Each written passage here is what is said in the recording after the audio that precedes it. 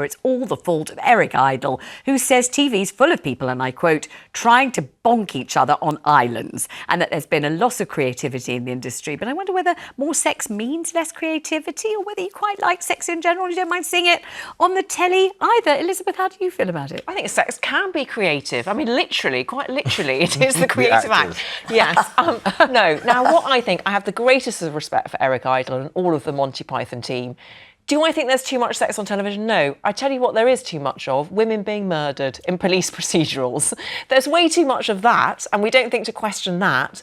I actually don't think there is that much more sex on TV than there used to be when I was growing up. There are programmes like Love Island, which I think he might be obliquely referring to. You never see any of the sex on Love Island. It's not like you have to know they're having sex. The light goes off and there's a bit of the duvet gently undulates and then they cut away. So if you're looking for explicit sex or even kind of minor, kind of low octane sex, you don't get to see any of it anyway. And most of them are sort of Puritan Gen Zers. They don't actually have sex on Love Island. and it's not why I watch Love Island either. I watch Love Island because I'm fascinated by the anthropological relationships that develop. Some of them might be romantic, but a lot of them are platonic. I watch Love Island because I always hope they're going to fall in love. I always am hoping they will. I just can't help it. Vanessa. I'm too old to hope they will, but I do hope they will. I hope is this real? I hope so. I hope they are in love. I love it. Do you think there's too much sex on TV?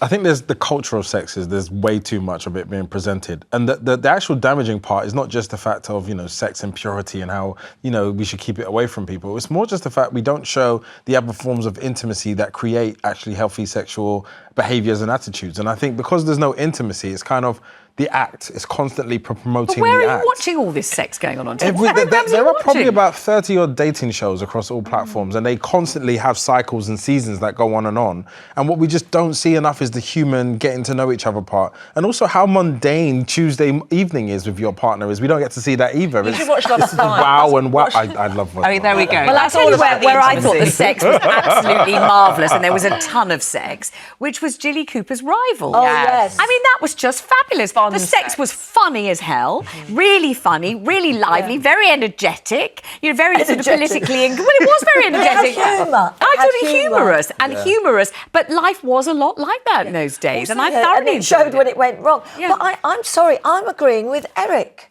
I think there is too much sex. I mean, I think it's cheapening it, and I look. It's all on Love Island. It's becoming tacky. Even on Strictly, right at the beginning, the guy's got his top off. It's all hanging out. You're like, come on, that's supposed to be at the finale. Well, I'll tell you why they did that. In my first dance on Strictly, 2013, class of 2013. I wasn't there very long. You blinked, I was out. Thank God Tony Jacklin was a worse dancer than me. He went first. Then it was me. But my first dance was with James Jordan, the Cha-Cha-Cha, to Shania Twain, That Don't Impress Me Much. James had to rip his shirt open, get his whole chest out. But that was only to distract everybody from my terrible dancing. That was all that was. It wasn't meant to be a sexual thing. It was just meant to be a distraction. Let's go to Jean in London. Hello, Jean. Thanks for calling. What do you think? Is there too much sex on telly?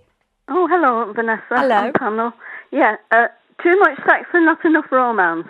Oh, that's really what Marvyn's saying. I think that's what you're saying, right? Yeah, definitely. I love that. And I really do feel that there's that point of connecting to people and getting to see how people fall in love rather than just the act at the end. I love absolutely.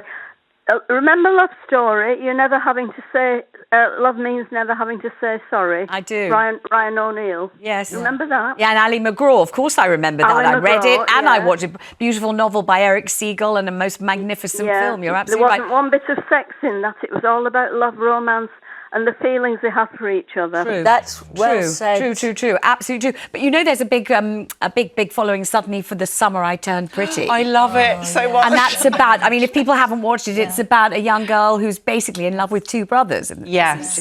Yeah, she's 21 in the final Which one will she end up with and everything? Would you say that is more romance than sex and people love it? Definitely. And it reminds me, as someone who came of age in the 90s, it reminds me of those 90s shows like Dawson's Creek. It's got a kind of sweetness to it, that show. Do you understand why it's suddenly taken off with such huge force? Yes, because it examines the kind of tantalising bit before you the relationship consumes you. It's the sort of flirtation, exactly what Marvyn's saying and Jean's saying. It's the intimacy and the romance, and will she, won't she, which one will she go for? It's just beautifully done.